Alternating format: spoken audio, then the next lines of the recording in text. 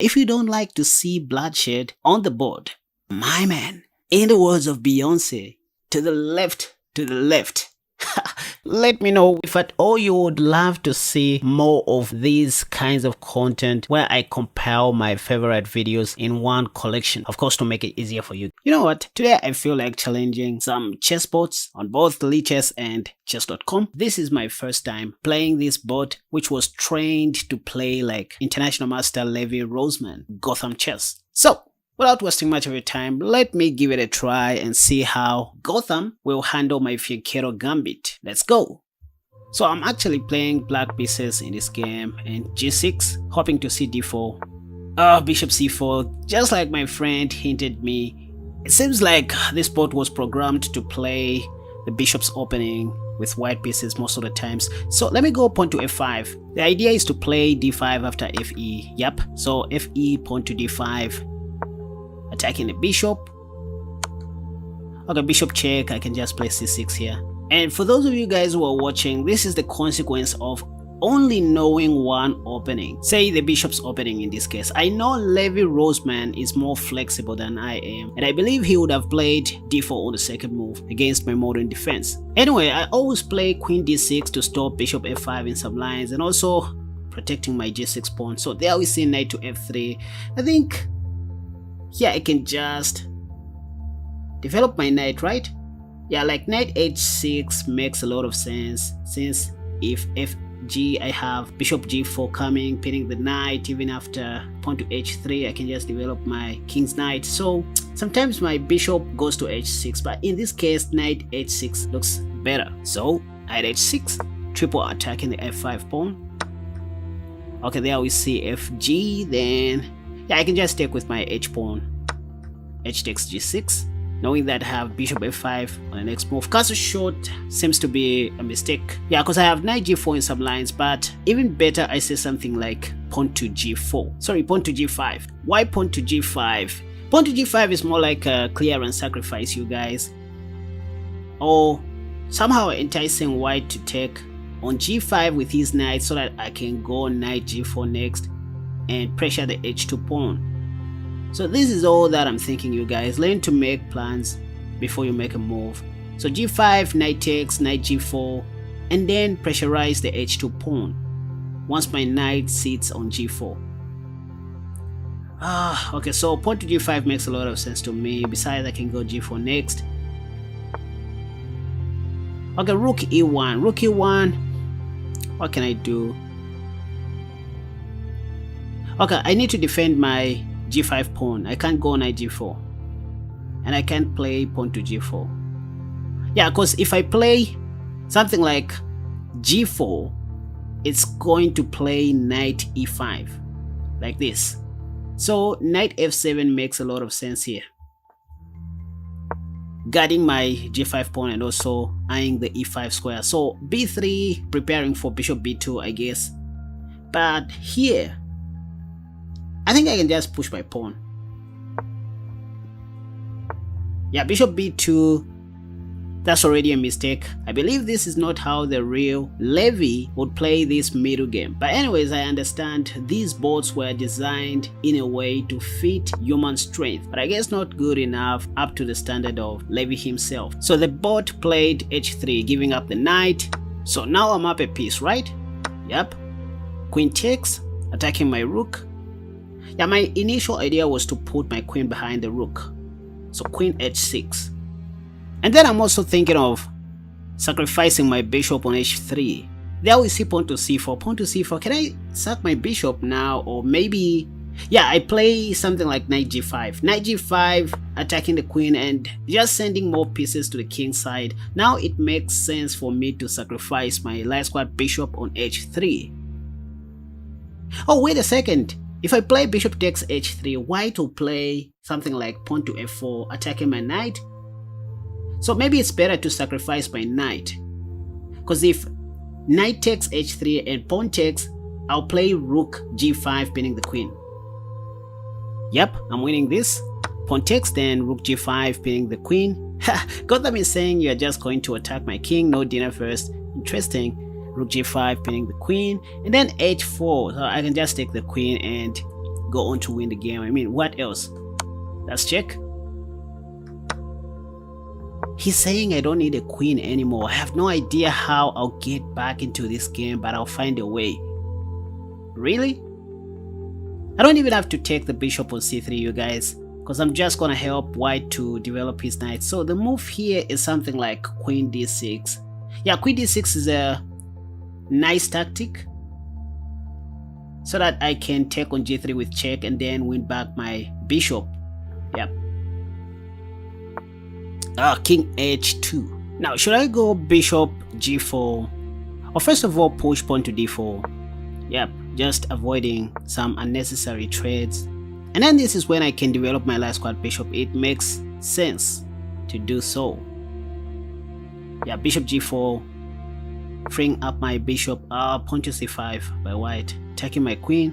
I guess I can just take the pawn, or probably just go queen h6. With queen h6, I have ideas of going knight d7 and castle long, then send more troops to the king side. I don't mind giving up my e pawn. There we see rook e4, by the way, which is a blunder because that allows me to go bishop f5. Yeah, bishop f5 is strong because I'm just gonna win a free piece at best, or at worst I'm gonna be up an exchange up. So take the rook and then go bishop e5. Yep, so bishop takes, I guess bishop takes, then bishop e5. Next I want to take on h4 with my queen. Okay, there we see king h3. Now I can safely castle long, I guess. I need to recruit as many pieces as I can, or rather sending them to the king side where my attack is. Okay, pawn to a4 is a sheer waste of time. I know the board is trying to play rook a3 on the next move. Yeah, if I play rook g8, there is rook a3 there. So how about the move queen d6 check first?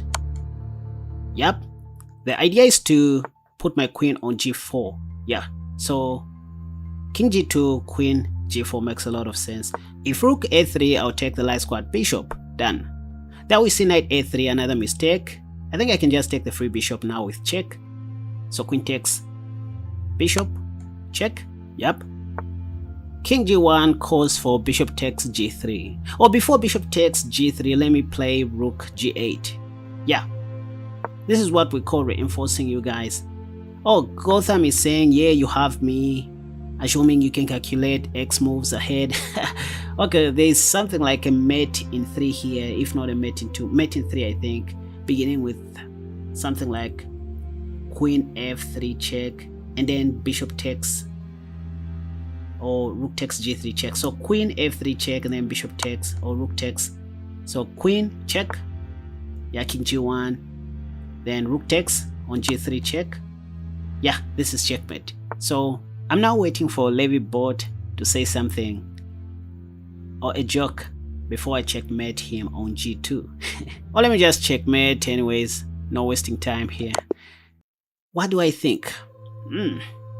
I think it is true, this board was designed to, play Levy's Vienna Gambit with white pieces. That's just my opinion, by the way, it's not a fact. Yes, I'm playing against Agadmator. Anyway, the version of him as a chessboard, the Tennyson Gambit. As always, there we see pawn to d5. So the move is pawn to e4. What is Agadmator saying, for God's sake? Look at that board. Anyways, knight g5, counter-attacking the pawn. And now we see a strange move, queen d5. Most of my opponents don't play this move. By this time, my opponents play knight to f6, protecting their pawn on e4. Oh, I get it. Queen d5 attacks my knight, so pawn to d3, paving way for my dark squad bishop, protecting my knight. And there we see knight to f6. I think now I can develop my queen's knight on c3, so that in case of pawn to h6 by black, I can take on e4 with one of my knights. Besides, I was waiting for pawn takes, after which I was going to take with my light squad bishop. So knight c3 attacking the queen. There we see queen d7, a very passive move, standing in front of the light squad bishop. I think a more matured move was going to be queen d8. Anyways, bishop f4, putting my bishop on the most active square. Okay, pawn to e4 is a free pawn, right? I don't see any meaning for continuation after that pawn sack. Maybe queen f5 was playable, but I was just going to take the knight on f6. Yep. So let me just take the pawn on e3. After queen f5, I have bishop takes f6. Okay, knight c6 attacking my bishop. Let me just take on f6, messing up black's pawn structure on the king side. Right. And then knight e4. Yep. I want to take on f6 and win the queen. So bishop e7. Bishop e7 stops knight f6 check to win the queen. What can I do here? I think...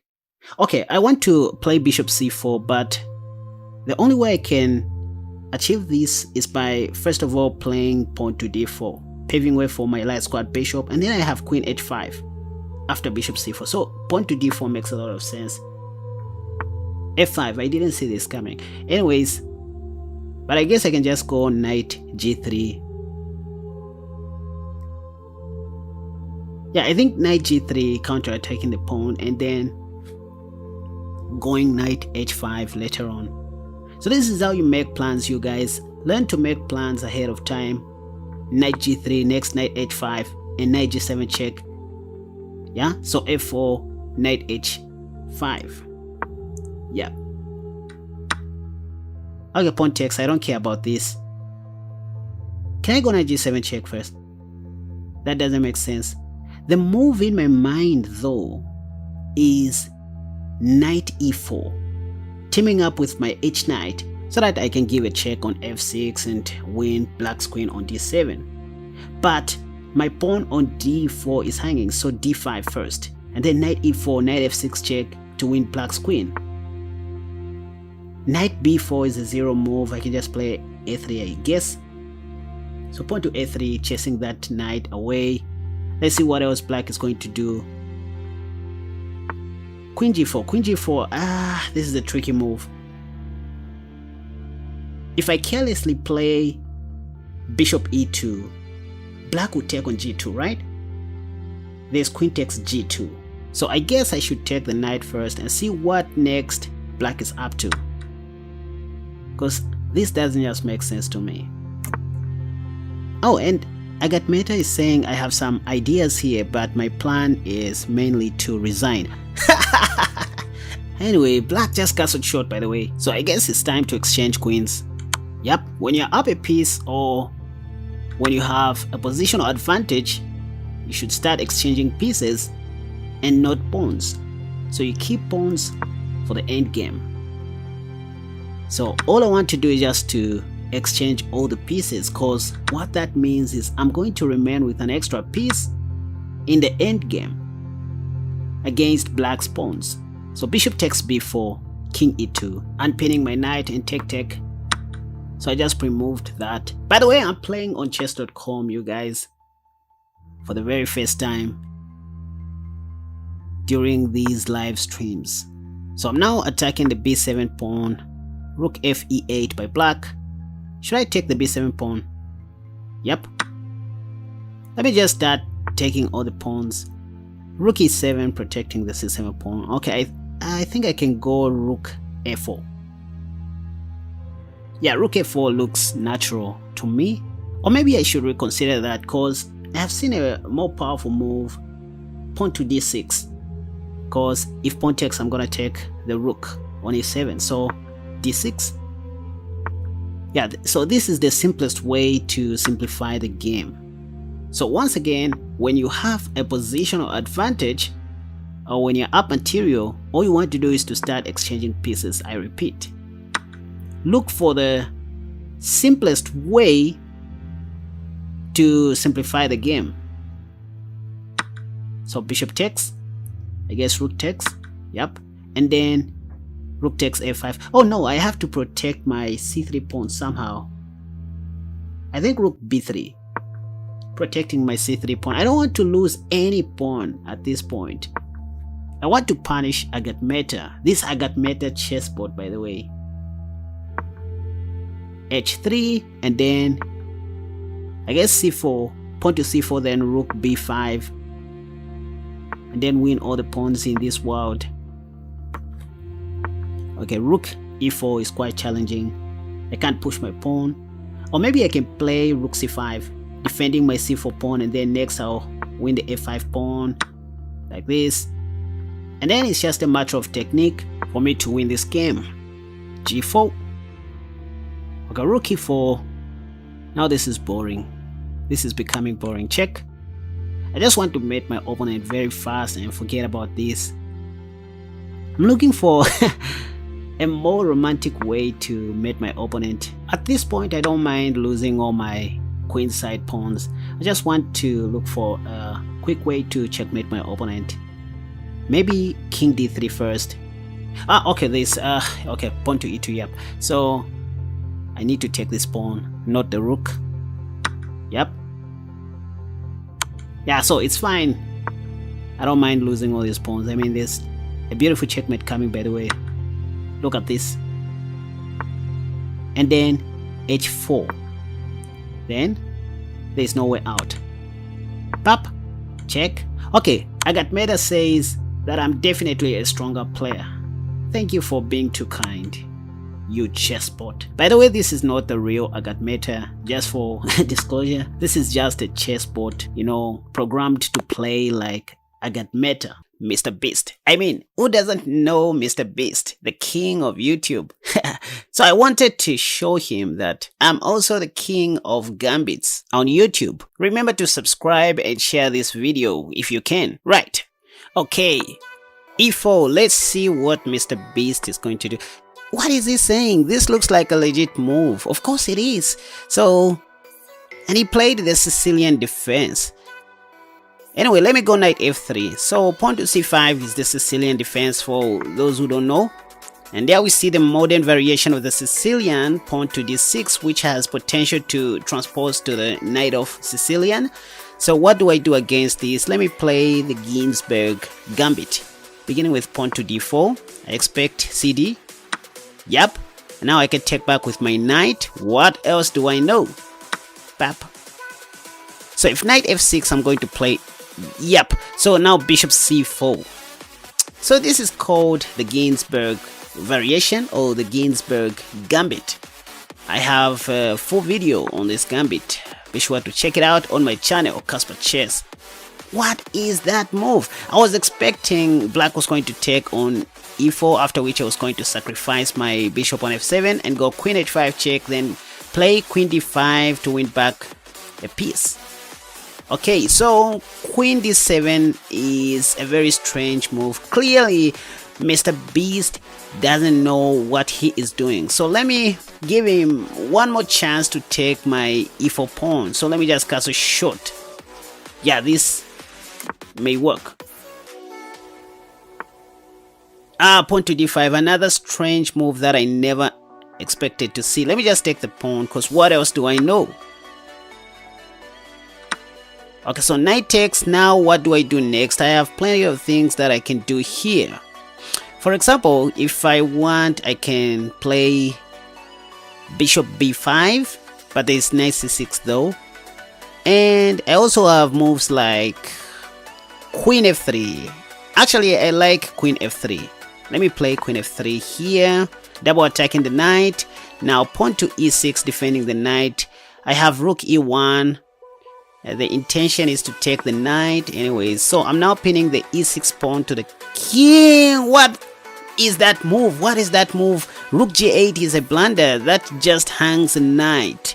Come on, you MrBeast. So I just took a free knight. If queen takes, I have queen takes. Now we see bishop c5. This game is going so fast, you guys, but anyway, looks like MrBeast really wants to lose. I have plenty of things that I can do here. By the way, I'm looking at knight takes e6, sacrifice, and after pawn takes, I'll take back with my dark squared bishop. That's the idea. In case you have just joined in, I'm playing against MrBeast, somebody I can call the king of YouTube at the moment. Yes, he might be the king of YouTube, but I am the king of Babylon. Oh, I am the king of gambits. Why did I say king of Babylon? Oh, God. Who am I? Of all things, the king of Babylon? I mean, anyway. Oh, it's my turn. Actually, MrBeast played bishop c5. Now I have to do something. Let me just take on e6. I mean, what else do I know? Yeah, there's nothing else here. Just knight takes e6, sacrificing my knight. Pawn takes. Now I can take back with my bishop. Is this even great? So bishop takes e6. Oh, black has queen e7. Wait a second. Black took on e6. I thought he had something like queen e7 in this position, not taking the bishop. Ah, okay, I see. If queen e7, I had bishop f7 check, and MrBeast was still going to lose his queen. So that's why he took on e6. Anyways, okay, now let me just take the free queen. So rook takes e6 check. I don't mind losing my bishop. He said, do you like my queen donation? Nope. You just blundered a queen, MrBeast. Yep, so he just took the b7 pawn. Now attacking the rook. There we see rook f8. Rook f8, I mean, why is MrBeast playing so fast? Alright, he is trying to, take on f2. So bishop e3. He wanted to take my f2 pawn. What a brilliant move, or a clever move by MrBeast. Anyways, the game is now well simplified. I can go ahead and take the rook, pop, and then next I'll take the knight if nothing is done about. Okay, pawn to g6. I can take the knight as well. I'm just winning. There's no way I can. Look at this. MrBeast is offering me, what's that, 10,000 US dollars. No, I don't want to get rich overnight. Anyway, I'm used being broke. Am I broke? Anyway, let me just play queen h8 check. By the way, that was just a joke. You guys don't be, so serious in life. No one likes to be broke. So I have knight e4 check if I want to. Yeah, so knight e4 check, bringing black's king closer to the kingdom of Babylon. Okay, I have h3 in this position, right? Just giving black a check. And probably mate. Pop. Look what MrBeast is saying, you guys. If I give you 10,000 US dollars, will you let my king go? Once again, no.